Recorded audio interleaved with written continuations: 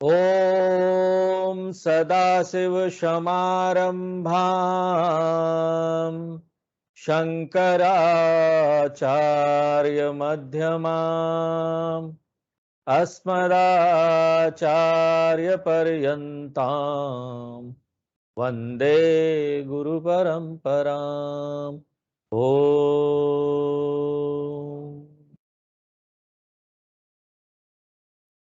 आज हम आपको सनातन धर्म के शास्त्रों के बारे में बताएंगे। ये हमारे जितने भी शास्त्र है सनातन धर्म के, वो संस्कृत भाषा में हैं और किसी भी शब्द का यहाँ अर्थ देखना होता है। संस्कृत का शब्द, ये जो शास्त्र है वो संस्कृत का शब्द है, तो उसका धातु हम लोग देखते हैं कि धातु क्या है। तो जो ये शास्त्र शब्द है वो धातु सा से बना है, जिसका दो अर्थ है। एक आदेश देना, दूसरा शिक्षा देना। दो अर्थ हो गया। एक कमांड करना, दूसरा टीचिंग देना। तो शास्त्र यानी वो सारे ग्रंथ जो मनुष्य को शुरू में कमांड करते हैं। शुरू में जब शुरुआत का दिन होता है आध्यात्मिक मार्ग में चलने का, साधना करने का, तो उनको आदेश देते हैं। उसके बाद धीरे धीरे एक व्यक्ति परिपक्व होता है तो उसको शिक्षा देते हैं। तो आदेश देकर और शिक्षा देकर शास्त्र एक व्यक्ति को सभी जो मनुष्य की यहां पर समस्या है उससे बचा लेता है। और क्योंकि ये आदेश देता है और शिक्षा देता है और मनुष्य को बचाता है, इसलिए इसको शास्त्र नाम दिया गया है। सा यानी शिक्षा देना और त्रा यानी तार देना। सारी समस्या से बाहर निकाल देना, बचा लेना। कोई डूबता व्यक्ति है ना, संसार सागर में डूब रहा है, उसको खींच के निकाल लेना, बचा लेना। शासनात त्रायते इति शास्त्रम, जो पूरे मनुष्य जाति को सभी समस्या से बचा ले, शुरू में आदेश देकर, बाद में ज्ञान देकर, तो उसको क्या बोलते हैं? शास्त्र। शंकराचार्य जी शास्त्र की तुलना मां से करते हैं।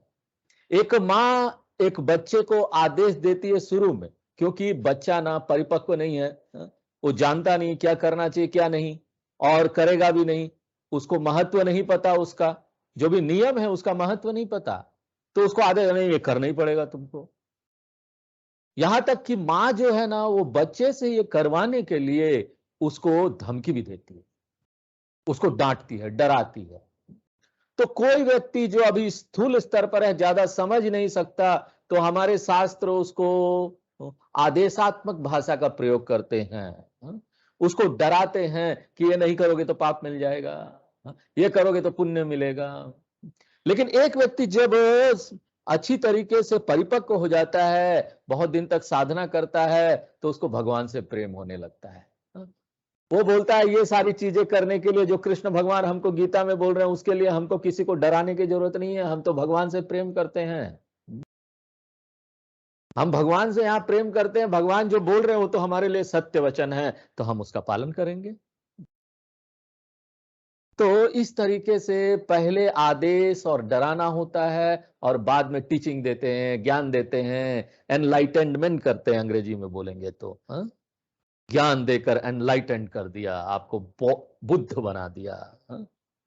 तो ये सारा जो हमारे शास्त्र है ना, वो ये काम करते हैं, इसलिए इसको शास्त्र बोला जाता है। और ये बहुत अथाह है। आप देखेंगे इसको, जब समझेंगे ना एक एक करके, तो आपको लगेगा वाह क्या बात है, इतना सारा लिखा कैसे लोगों ने। तो ये जो पूरे शास्त्र है ना, उसको हम यहां पर अभी 6 परतों में प्रस्तुत करेंगे। ये विशाल अथाह जो हमारे शास्त्र, पहला जो परत है और जो मुख्य है वो है वेद। वेद ही इतने बड़े, इतने अथाह है ना, उसमें करीब 20,000 मंत्र है, बहुत अथाह साहित्य है वो। और पूरे वेद को ना 4 भाग में विभाजित किया जाता है, ऋग्वेद, यजुर्वेद, सामवेद और अथर्ववेद। ऋग्वेद में ऋग मंत्र है। ऋग मंत्र वो कविता के रूप में उसका लिखा हुआ है वो। व्याकरण की भाषा में बोलेंगे तो पाद्य। यजुर्वेद में क्या है? यजुर मंत्र है, जो वाक्य के रूप में है, और व्याकरण की भाषा में बोलेंगे तो क्या, गद्य, पद्य और गद्य। सामवेद में साम मंत्र है जो कि संगीत के रूप में है, गीत के रूप में, म्यूजिक है। यहां तक कि हम लोग बोलते हैं ना कि ये जो भारतीय शास्त्रीय संगीत है ना, वो सामवेद से आया है। इसलिए देखिए, आप सामवेद का पाठ को पाठ नहीं बोलते हैं। जब भी कोई सामवेद का पाठ करता है ना, उसको बोलते हैं वो गा रहा है, गायन करता है। हम ये नहीं बोल सकते ना ऋग्वेद का गायन हो रहा, यजुर्वेद का गायन हो रहा, ये बात हम नहीं बोल सकते। ये जो गायन शब्द है वो सिर्फ सामवेद का जब पाठ होता है ना, उसमें बोला जाता है गायन हो रहा है, और इस बात का संकेत दिया जाता है कि ये तो गाने के रूप में है। उसके बाद चौथा जो है वो है अथर्ववेद। उसको, उसमें मंत्र है जो कि ना बहुत सारे ऋषियों ने, जो बहुत प्रसिद्ध ऋषि लोग हैं, दो प्रसिद्ध ऋषि है, उन्होंने लिखा, अथर्व ऋषि और अंगिरस ऋषि। इसलिए इसको अथर्ववेद बोलते हैं या अथर्वण वेद बोलते हैं। ये मंत्र जो है ना, मंत्र शब्द का प्रयोग आप सभी शास्त्रों के लिए नहीं करते। जो भी वेद से है उसी को हम मंत्र बोलते हैं।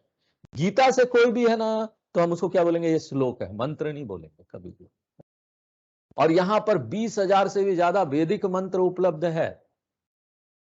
मंत्र उनको क्यों बोला जाता है, क्योंकि ना मनन, मंत्र से क्या होता है, मनन होता है, इंक्वायरी करते हैं, हम खोज करते, विश्लेषण करते, आत्मसात करते। मननात् त्रायते इति मंत्र, मनन के लिए बना है। मनन यानी अध्ययन करते हैं, विश्लेषण करते हैं उसका। त्रायते यानी हमको वो प्रोटेक्ट करता है, हमारी रक्षा करता है।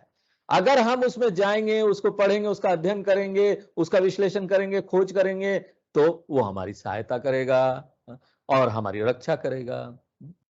हमारे परंपरा के अनुसार तो आप अगर वेद का मंत्र का सिर्फ पाठ ही करते हैं ना, बार बार दोहराते हैं ना उसको, तो उसी में इतनी शक्ति है कि वो एक व्यक्ति की सहायता कर सकता है। और जो वेद शब्द है ना, उसका अर्थ है ज्ञान का स्रोत। वेद संस्कृत शब्द वो विद धातु से निकला है। संस्कृत में विद का अर्थ है जानना, ज्ञान का, जो जानकारी का खजाना, ज्ञान का खजाना, ये वेद हो गया। अब यहां पर दूसरा एक प्रश्न उठता है कि वेदों का ऑथर कौन है, इसको किसने लिखा है। हमारी परंपरा में वेद को हम मानते हैं कि वो भगवान द्वारा प्रकट किया गया है, भगवान ने खुद ही इसको दिया है। हम वेदों को मनुष्य द्वारा लिखा हुआ नहीं मानते। हम ये नहीं मानते कि जो वेद हैं वो मनुष्य की बुद्धि की उपज है, भगवान ने स्वयं ही उसको प्रकट किया। इसलिए अगर आपको ये जानना है या कोई पूछता है कि वेदों को किसने लिखा, इसका ऑथर कौन है, तो हम तुरंत बोल सकते हैं कि भगवान है। लेकिन भगवान ने वेदों को डायरेक्टली नहीं दिया, मनुष्य जाति को सीधे सीधे नहीं दिया।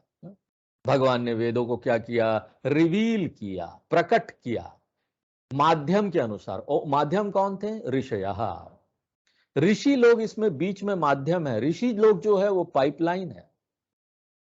वेदों के मंत्रों को प्राप्त करने के लिए ऋषि पाइपलाइन है, माध्यम है।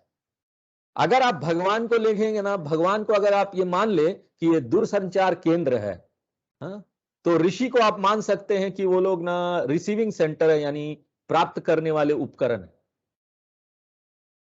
इसलिए ऋषि को ऋषि बोलते हैं, ऋषिवती। अब ये मेरा बनाया हुआ है, ये आपको ना तो अंग्रेजी में मिलेगा, ना संस्कृत में, ना हिंदी में। तो ये जो ऋषि शब्द है, संस्कृत का शब्द का धातु ऋष, ऋष से बना है, यानी जानना। ऋषति जानाति इति ऋषि। लेकिन इस संदर्भ में हम लोग ऋषि को कैसे ले रहे हैं, एक प्राप्त करने वाले उपकरण के रूप में। ये ज्ञान को, वेदों के ज्ञान को भगवान ने सीधे सीधे संचारित किया और ऋषि लोगों ने टेलीविजन बनकर उसको रिसीव किया। एक दूरसंचार केंद्र है और एक टीवी है।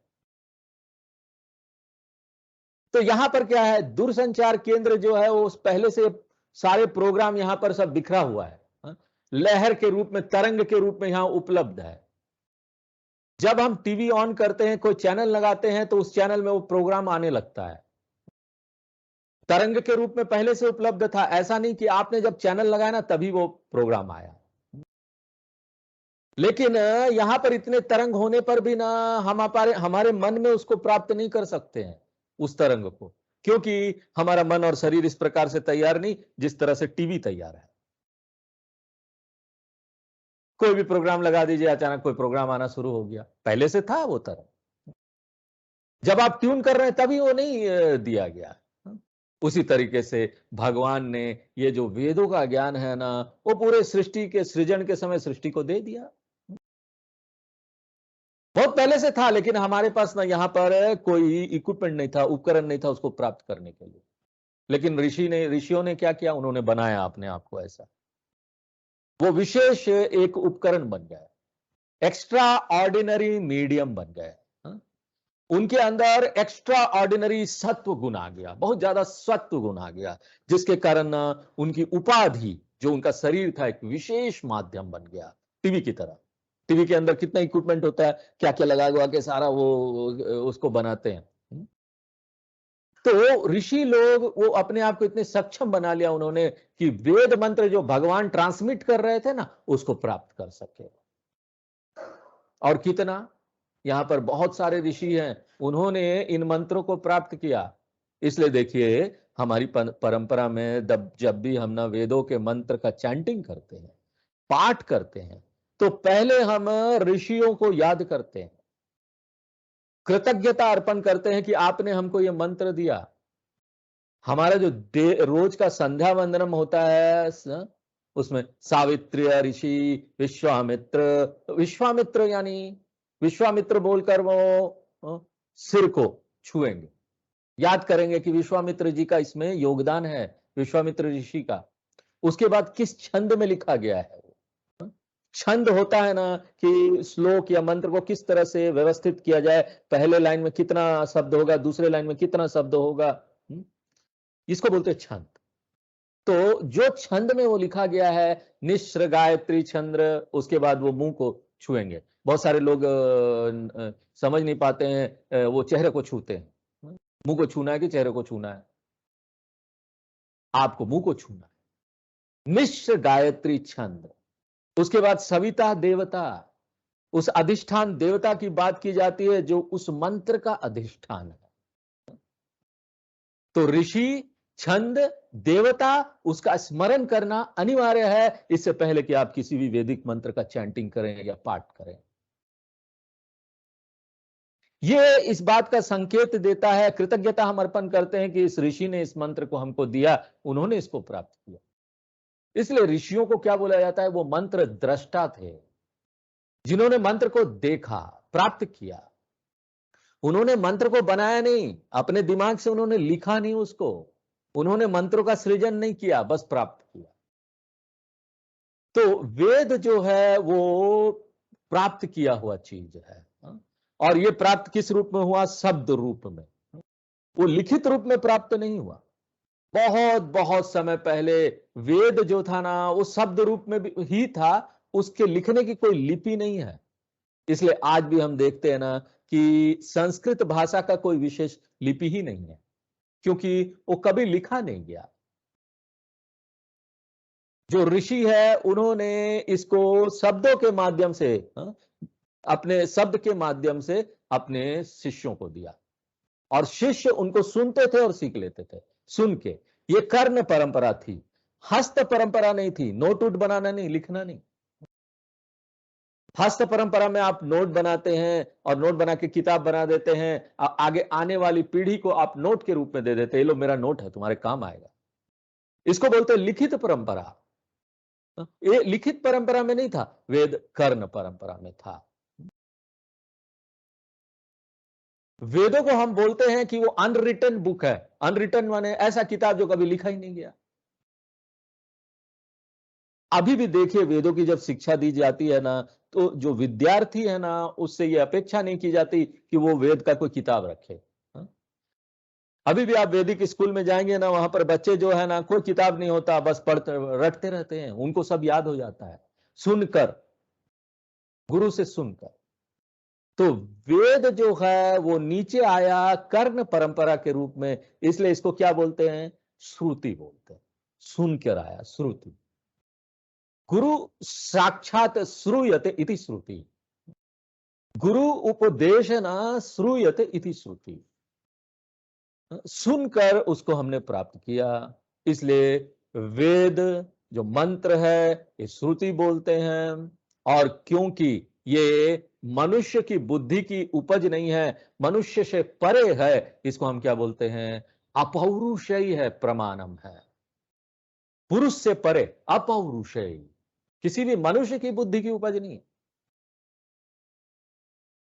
प्रमाणम का क्या अर्थ होता है? ज्ञान का प्रामाणिक स्रोत। तो ये जो वेद है, ये जो श्रुति है, ये जो मंत्र है, ये अपौरुषेय शब्द है। और ये पहला और मुख्य हमारे शास्त्र है। और जितने भी और दूसरे शास्त्र हैं ना, हिंदू धर्म में, सनातन धर्म में, वो वेदों के ऊपर ही आधारित है। इसलिए हमारी संस्कृति को क्या बोलते हैं? वैदिक संस्कृति है। संप्रदाय को क्या बोलते हैं? वैदिक संप्रदाय है। हम लोग क्या है? सब वैदिका है। हिंदू जो नाम दिया गया ना, वो किसी और ने दिया हमको। हम लोग हिंदू नहीं, हम लोग क्या है? वैदिका। हिंदू किसी और का दिया हुआ नाम है। तो ये क्या हुआ? ये शास्त्र का पहला परत हुआ। अब दूसरा परत में हम लोग चलते हैं। दूसरा परत जो है शास्त्र का, उसको बोलते हैं सूत्र शास्त्र, सूत्र लिटरेचर। और ये जो सूत्र शास्त्र है ना, उसमें वेदों की ही शिक्षा है, लेकिन ना उसको विषयबद्ध कर दिया गया है। सूत्र का काम क्या है? सूत्र शास्त्र का वेदों की शिक्षा को विषयबद्ध करे और उसका और स्पष्टीकरण दे।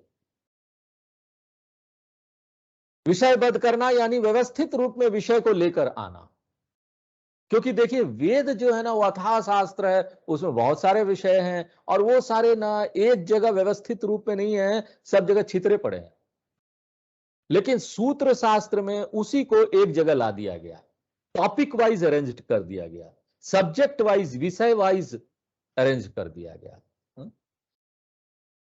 जैसे कि उदाहरण के लिए देखिए, एक व्यक्ति का क्या कर्तव्य है, क्या जिम्मेदारी है, उसको हम बोलते हैं धर्म सूत्र। तो धर्म सूत्र जो है ना, वो एक व्यक्ति का जीवन का मूल्य क्या होना चाहिए, उसकी जिम्मेदारी, कर्तव्य क्या होना चाहिए, उसके बारे में बात करता है। एक व्यक्ति के विकास के बारे में बात करता है।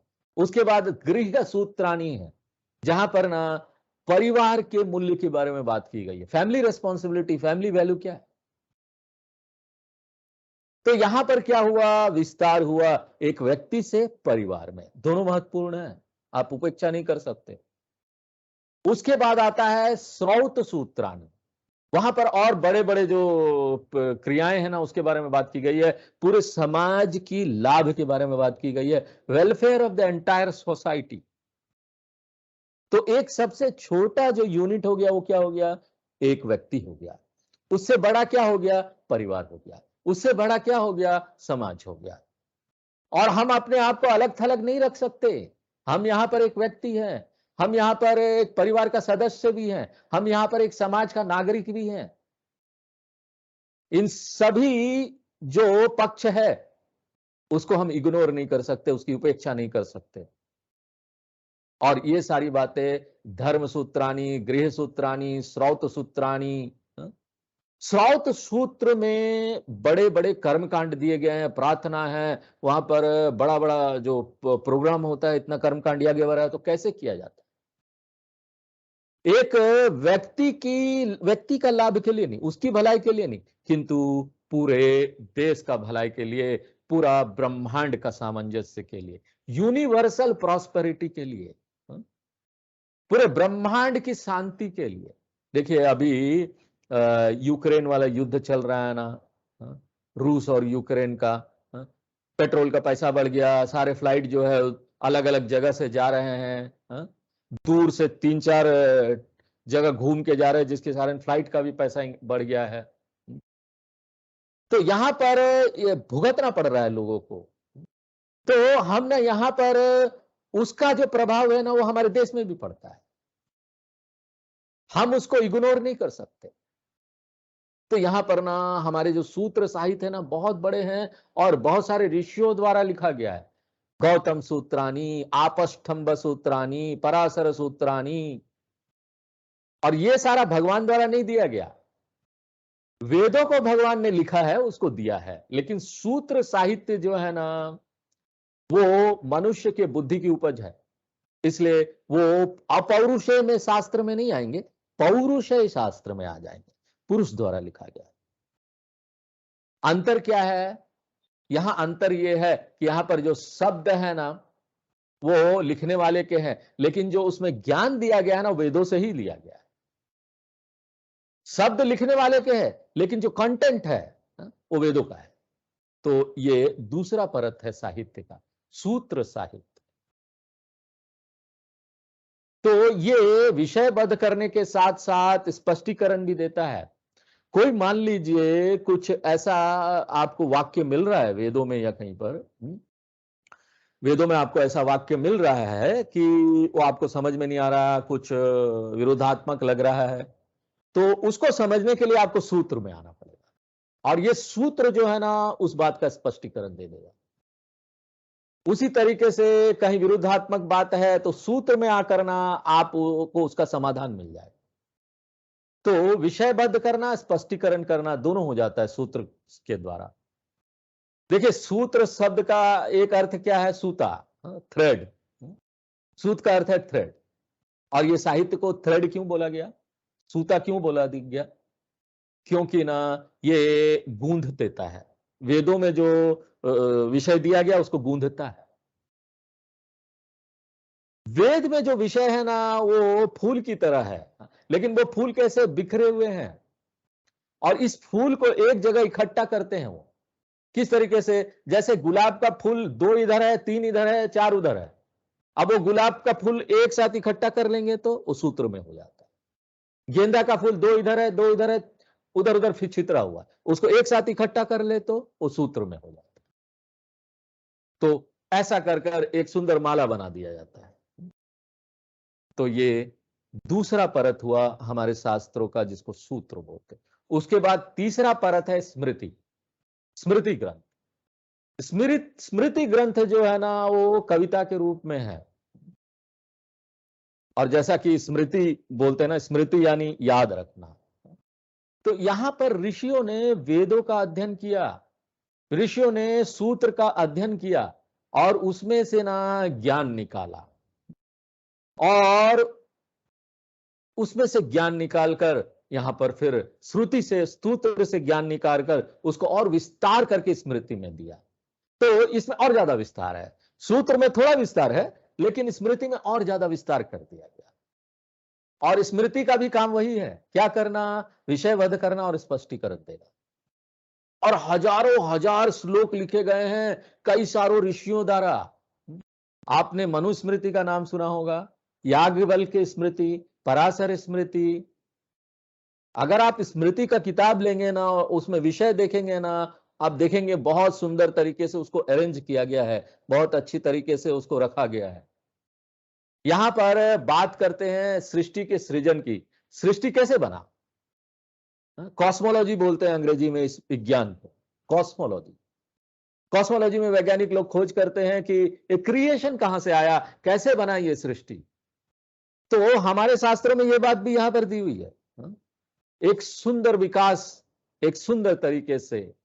उसके बाद आप देखेंगे कि यहां पर कर्तव्य दिया गया है, लक्ष्य क्या गया है जीवन का वो दिया गया है, एक विद्यार्थी का कर्तव्य क्या है उसके बारे में दिया गया है, एक गृहस्थ का कर्तव्य क्या है, ड्यूटी क्या है उसके बारे में दिया गया है, एक राजा का ड्यूटी क्या है उसके बारे में दिया गया है, एक नागरिक का ड्यूटी क्या है, एक पुरुष का ड्यूटी क्या है, एक स्त्री का ड्यूटी क्या है।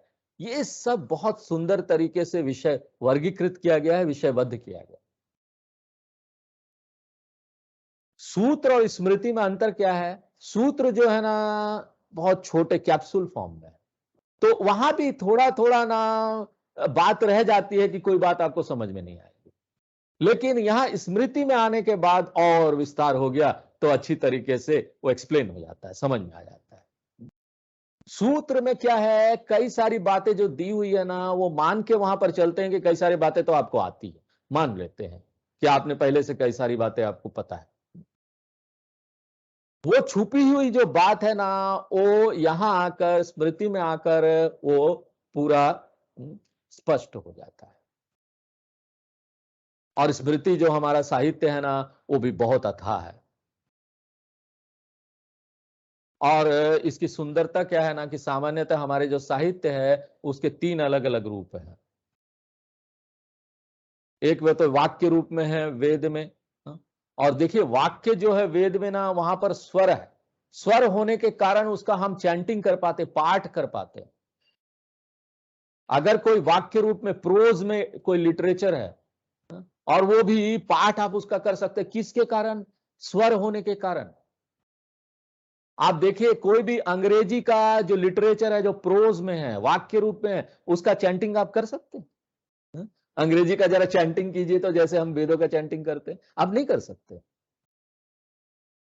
लेकिन वेद में जो वाक्य दिया गया है ना, वो आराम से आप पाठ कर सकते हैं, गा गा के।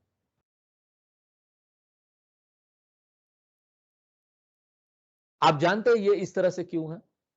हाँ? ताकि ना हम इसको ना अच्छी प्रकार से सीख पाए, बाय हार्ट कर पाए, याद कर पाए।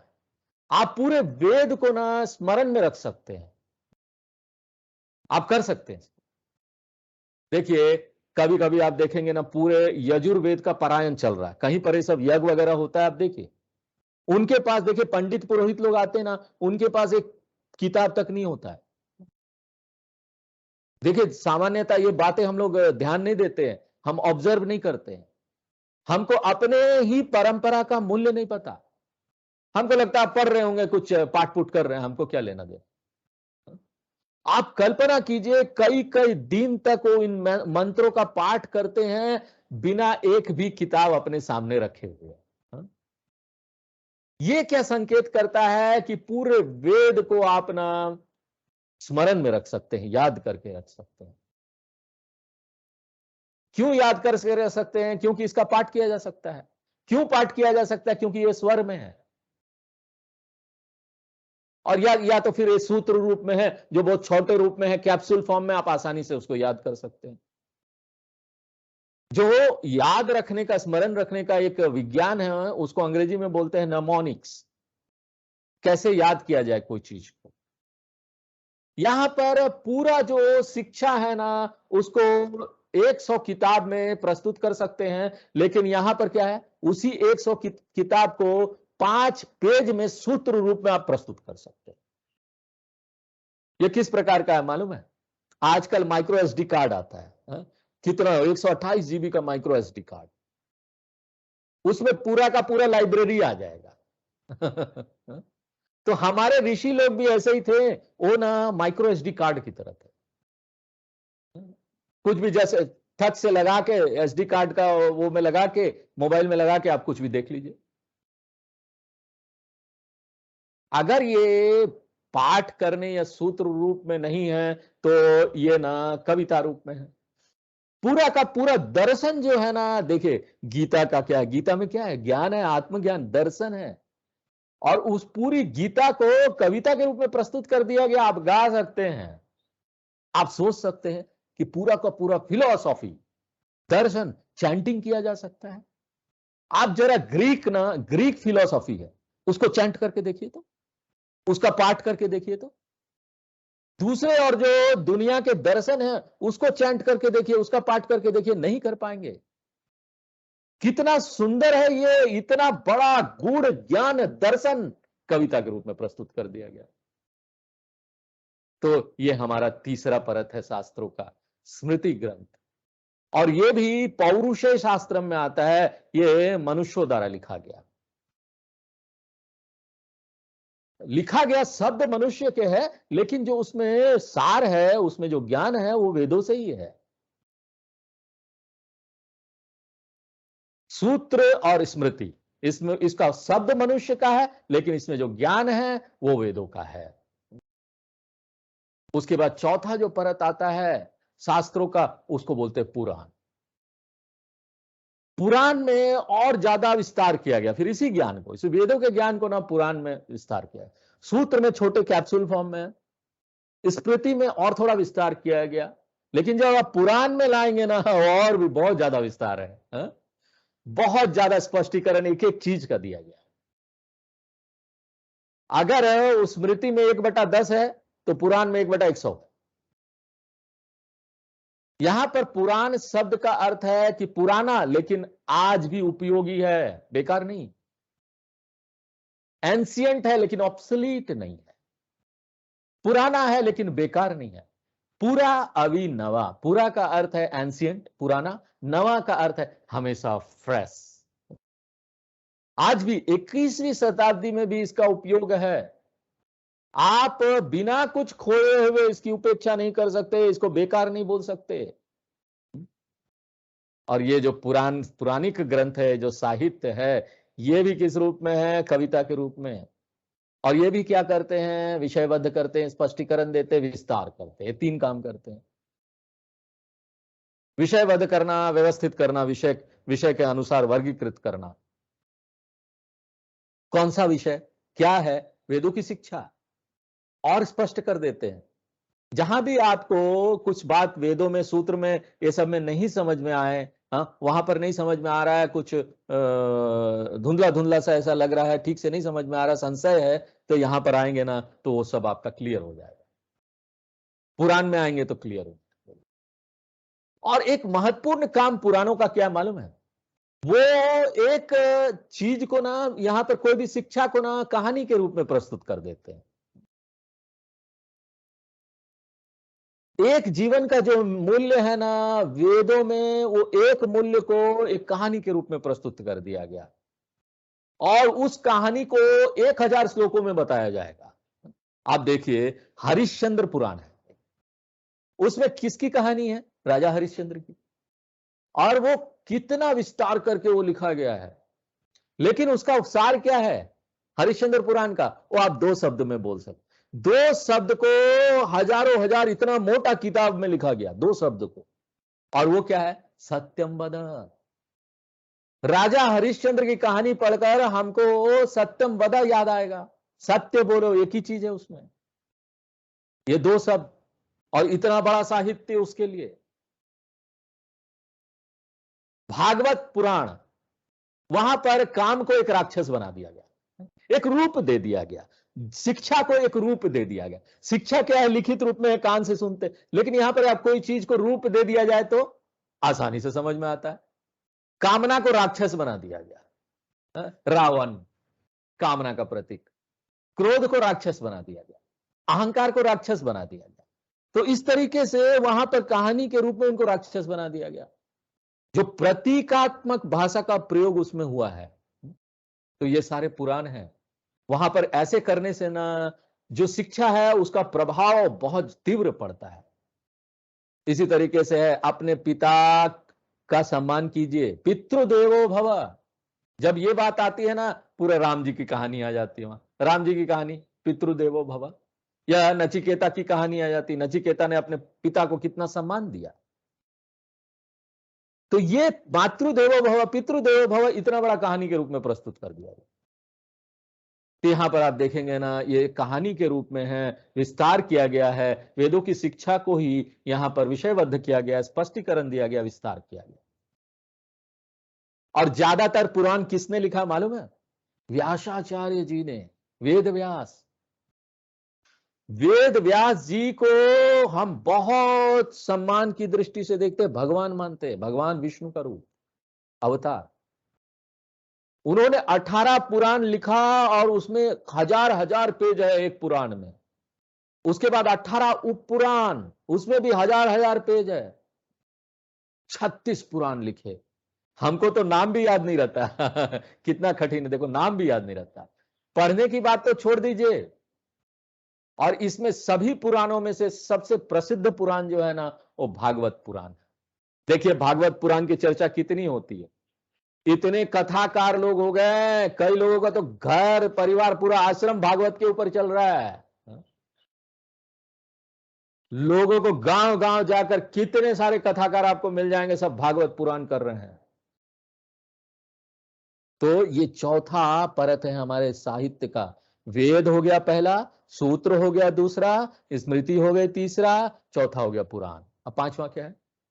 पांचवा जो परत है वो है इतिहास। इतिहास यानी हिस्ट्री, अंग्रेजी में बोले तो जो हुआ था उसी को बता देना, ये इतिहास है। इति में, इति का अर्थ हुआ ऐसा ही। हा यानी न, हा यानी निश्चित रूप से, डाउटलेसली, बिना संशय के। आशा यानी जो हुआ था, जैसा हुआ था ऐसा निश्चित रूप में बताया गया, इतिहास। देखिए पुराणों की कहानी भी जब आती है ना, उसमें कुछ चीजें तो जो सचमुच की घटना है उस पर आधारित है, और कुछ चीजें जो है वो सचमुच की घटना पर आधारित नहीं है। इतिहास भी सचमुच की घटना पर आधारित। इतिहास में भी क्या है कि वहां पर कविता रूप में है। कई पौराणिक व्यक्ति हैं जो ना इनको ना याद कर लेते हैं।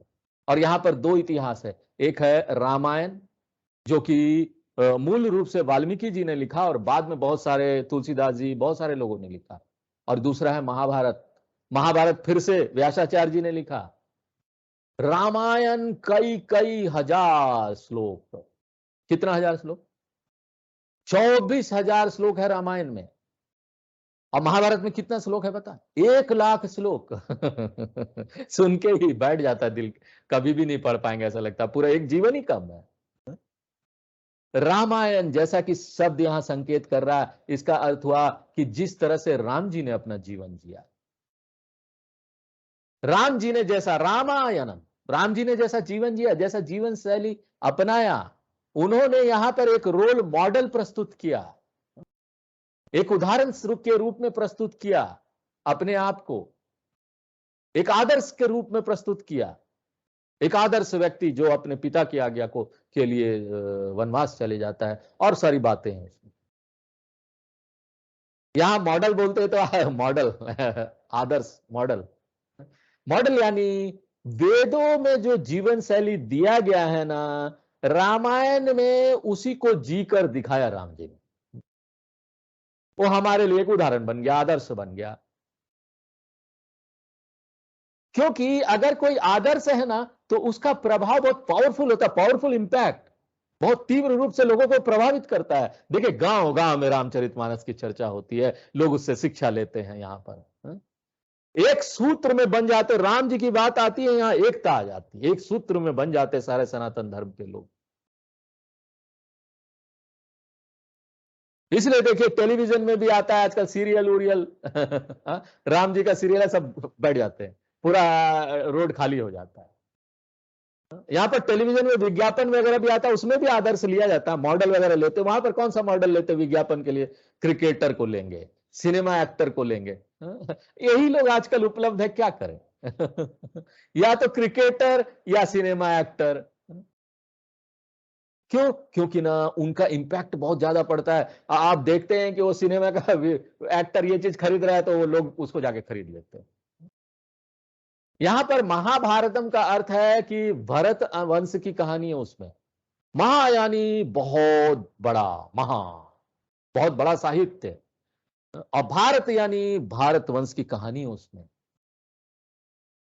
तो कहानियों के माध्यम से फिर से एक बार वेदों की शिक्षा को प्रेजेंट किया गया, प्रस्तुत किया गया।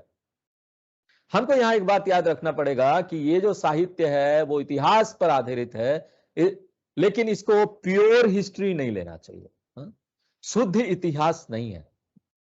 यहां हमारे ग्रंथों और साहित्य का उद्देश्य, प्राइमरी उद्देश्य जो है वो इतिहास को प्रस्तुत करना नहीं है, शुद्ध तरीके से इतिहास को प्रस्तुत करना नहीं है। इसलिए आप उसमें ढूंढेंगे ना कि राम जी वहां गए थे कि नहीं गए थे, वहां कोई प्रूफ मिला क्या, द्वारका में समुद्र के नीचे कुछ मिला क्या, द्वारकाधीश का महल था वहां। यहां पर हिस्ट्री को प्रेजेंट करना ये उद्देश्य नहीं है, उद्देश्य है वेदों के ज्ञान को प्रेजेंट करना। हिस्ट्री जो है, इतिहास जो सिर्फ सपोर्ट के लिए लिया जाता है। उसके सपोर्ट से हम यहां ज्ञान को प्रस्तुत करते हैं, वेदों के ज्ञान को। प्राइमरी पर्पस इज वैदिक टीचिंग। इसलिए क्या करते हैं, इतिहास को यहां पर कुछ फिक्शन के साथ मिक्स कर देते हैं। कुछ सत्य है, कुछ गपसप है, मसाला है, कुछ फैक्ट है, कुछ फिक्शन है। इसलिए आप ये मत पूछिए ना, रावण का 10 सिर था, अब वहां पर बहस चालू हो जाएगा, रावण 10 सिर कैसे रख सकता है? हा? अब उसमें सोचने लगेंगे 10 सिर कैसे बैलेंस करता होगा, एक सिर बीच में, 5 सिर इधर, 4 सिर इधर, पता नहीं किस तरह से बैलेंस करता होगा, बेचारा ऐसे ऐसे करता होगा, कैसे रखता होगा, हा? किस तरह से वो चलता होगा, हा? बैलेंस नहीं कर पाता होगा। यहां पर देखिए जो 10 सिर है ना, वो प्रतीक है अलग अलग व्यक्तित्व का, मल्टीपल पर्सनालिटी डिसऑर्डर का। व्यक्तित्व में विक्षिप्त व्यक्तित्व जो अलग अलग होगा ना, उसका ये प्रतीक है। एक जो सिर है ना वो भक्त है, दूसरा जो सिर है ना वो राक्षस है, उसके बाद एक सिर जो है ना वो राजा है, दूसरा एक सिर है ना वो एक स्वार्थी व्यक्ति है, और एक और सिर है ना वो घमंडी व्यक्ति है। तो इस तरह से मल्टीपल पर्सनालिटी, बहुत सारा व्यक्तित्व एक में दिखा दिया गया। एक इस तरह का व्यक्तित्व को दिखा के हमारे भी दिमाग में बहुत सारी बातें चलती रहती है ना कभी दुख आता है, कभी सुख आता है, कभी हमको अच्छा लगता है, कभी घमंड आता है, कभी किसी के सामने प्रेम आता है। ये सब 10 सिर। तो कभी कभी क्या करते हैं कि किसी भी इस तरह का चरित्र को यहां लाकर और सिंबॉलिक भाषा में, प्रतीकात्मक भाषा का उपयोग कर कर इस तरीके से, और बहुत सारे समय में जो सत्य घटना होती है उस पर आधारित करके कुछ कुछ उसमें मसाला मिलाकर उसको प्रस्तुत किया जाता है। जिस तरह से यहां पर देखेंगे बॉलीवुड में पिक्चरें आती है ना, इतिहास की पिक्चरें, झांसी की रानी, मणिकर्णिका, झांसी की रानी मणिकर्णिका आई, उसमें बहुत अच्छा एक्टिंग किया, नाम नहीं याद आ रहा मुझे, वो हीरोइन है, उसने उसने बनाया था उसको, तो उसने बहुत अच्छा एक्टिंग किया, और उसमें कई सारे गाने भी थे। तो आप सोचते हैं कि झांसी की रानी गाना गा रही होगी? हो सकता है ऐसा? नहीं, उसमें कई सारे फैक्ट भी हैं और कई सारा मसाला मिलाया हुआ, नहीं तो क्या होगा, पिक्चर चलेगी नहीं अगर सच सच खाली घटना दिखा दिया जाए, मणिकर्णिका, झांसी की रानी, तो वो चलेगी नहीं। क्योंकि यहां पर लोग पिक्चर में जो सत्य है उसको देखने से ज्यादा मसाला देखने के लिए आते हैं। तो यहां पर हमारे ऋषियों ने भी मसाला का उपयोग किया इसलिए रामायण और महाभारत आज भी टीवी सीरियल आता है, लोग बैठ जाते हैं, लोगों को अच्छा लगता है, देखने लगते हैं, गांव गांव में यहां पर सब नाटक मंचन होता है। तो यहां पर ये रामायण का, महाभारत का, ये सब होता है। तो ये 5वां परत है हमारे शास्त्रों का। और छठा क्या है? छठा है भाष्यम। ये जो छठा और अंतिम जो परत है भाष्यम का है, यानी कि पहला हो गया श्रुति, फिर सूत्र, फिर स्मृति, फिर पुराण, 5वां इतिहास, छठा भाष्यम। भाष्यम साहित्य, भाष्यम यानी व्याख्या, ये भी संस्कृत में लिखा गया है। जितने भी ये 5 इससे पहले हमने शास्त्र बताए ना, भाष्यम उसका भाष्य है। भाष्य यानी उसके ऊपर कमेंट्री लिखा गया है। देखिए ये हमारे साहित्य ही इतना इतना ज्यादा अथाह है, एक ही जीवन कम है, इसको पढ़ने के लिए हम एक जीवन में भी नहीं पढ़ पाएंगे। लेकिन हमारे देखिए महान लोगों ने कितना समय दिया, कितना ऊर्जा दिया, कितना बुद्धि दिया इसको लिखने के लिए। वेदों के ऊपर व्याख्या लिखा, कमेंट्री कमेंट्री कमेंट्री। और एक ही कमेंट्री नहीं है, कितने सारे कमेंट्री, सूत्र के ऊपर कमेंट्री, स्मृति के ऊपर कमेंट्री, पुराण के ऊपर व्याख्या किया गया, इतिहास के ऊपर व्याख्या किया गया, और व्याख्या के ऊपर व्याख्या। एक लेखक ने व्याख्या किया, उसके ऊपर दूसरे लेखक ने उस व्याख्या के ऊपर व्याख्या किया, तीसरे लेखक ने उस व्याख्या के ऊपर व्याख्या किया, चौथे लेखक उस व्याख्या के ऊपर व्याख्या, ऐसा भी है। सब कमेंट्री, सब कमेंट्री, सब सब सब कमेंट्री, सब सब सब सब सब कमेंट्री। अब कल्पना कीजिए, कमेंट्री की जरूरत है, व्याख्या की जरूरत है, क्योंकि हमारे जो शास्त्र है ना, उसको उपयुक्त तरीके से हमको बताना पड़ेगा, उसके अर्थ को उपयुक्त तरीके से लेना पड़े। अगर आप सही शिक्षा को नहीं लेंगे ना तो बहुत समस्या हो जाएगी। हाँ? आपको ना हमारे शास्त्र बेकार लगने लगेंगे, अरे इसमें तो सब नकारात्मक बातें दी हुई है। क्यों? समझ ठीक नहीं हुई, मिसअंडरस्टैंडिंग हो जाएगा, नासमझी हो जाएगी। इसलिए अगर आप चाहते हैं कि शास्त्र हमको उसका लाभ दे, तो हमको जानना चाहिए कि उसका अर्थ हमको कैसे लेना है, कैसे उसके मीनिंग को अनलॉक करना है। उसके लिए ना संप्रदाय बोल के एक चाबी है, संप्रदाय चाबी। वो तरीका है किस तरीके से अर्थ को खोला जाए, शास्त्रों के अर्थ को खोला जाए। इसलिए ना हम किसी को भी ये नहीं बोलते ना कि हमारे जो शास्त्र है, जो पश्चिमी लोगों ने कई किताबें लिखी, गीता के ऊपर भी लिखी है। आपको फॉरेन ऑथर्स की बहुत किताबें मिल जाएगी गीता के ऊपर, और इंडियन ऑथर्स की भी मिलेगी। ऐसे इंडियन ऑथर्स जिन्होंने जिनके ऊपर वेस्टर्न कल्चर का बहुत प्रभाव है, पश्चिमी सभ्यता का प्रभाव है, ऐसे जो पढ़े लिखे भारतीय हैं, उन्होंने भी कई किताबें लिखी है गीता के ऊपर और उसके ऊपर, हमारे शास्त्रों के ऊपर। लेकिन हम कभी भी किसी को नहीं बोलते कि वो पढ़ो, क्योंकि उन लोगों ने सिर्फ संस्कृत का डिक्शनरी देख के उसका अनुवाद कर दिया, आपको उसमें से कुछ भी नहीं मिलेगा। यहां पर एक विशेष तरीका है जिसको बोलते हैं संप्रदाय। संप्रदाय यानी परंपरा वाले आचार्य ने जो लिखा है, इसको बोलते हैं भाष्य ग्रंथ, व्याख्यान ग्रंथ। ये छठा परत है। और ये जो व्याख्या लिखी गई है ना, वाक्य रूप में है, श्लोक रूप में है। एक जो उपनिषद है बृहदारण्यक उपनिषद, शंकराचार्य जी उसमें बहुत अथाह भाष्य लिखते हैं। सुरेश्वराचार्य जी उसमें 12,000 श्लोक उस उपनिषद के ऊपर लिखते हैं। तो ये जो है ना 6 हमारे शास्त्र हैं, इस 6 को मिलाकर बोलते हैं ये हमारा पूरा शास्त्र है। और इसका उद्देश्य एक ही है। शास्त्रों का उद्देश्य क्या है कि हमने पिछला संडे को लिया था ना पुरुषार्थ क्लास, तो उस पुरुषार्थ की उपलब्धि में ये शास्त्र हमारी सहायता करते हैं। जो भी हमने आपको बताया था कि अर्थ, काम, धर्म और मोक्ष पुरुषार्थ, 4 पुरुषार्थ बताए थे। इन चारों पुरुषार्थ की प्राप्ति के लिए ये शास्त्र हमारी सहायता करते हैं, मार्गदर्शन करते हैं, हमको बताते हैं कैसे जीवन जीना है ताकि हम चारों को प्राप्त कर सके। अब हमसे मत पूछिए पुरुषार्थ क्या है स्वामी जी, पिछला क्लास अब हमने YouTube में वीडियो भी रिकॉर्ड करके डाल दिया है। दूसरा बार सुनना चाहे सुन सकते हैं, इसका वीडियो भी फिर हम आप 1-2 दिन में डाल देंगे, वो भी चाहे तो आप दोबारा सुन सकते हैं। आज हम यहीं पर विराम देते हैं, फिर अगले संडे को हम दूसरा विषय मुझे एक प्रश्न था सर। हाँ पूछिए। सर आपने जैसे बहुत सारे शास्त्र बताए, उसमें अगर हाँ कोई बिगिनर तो उसको सर कौन से शास्त्र से शुरू करना चाहिए पढ़ना? देखिए वेदांत शास्त्र में ना तो पहले जो प्रकरण ग्रंथ आता है उसका अध्ययन से शुरू करना चाहिए।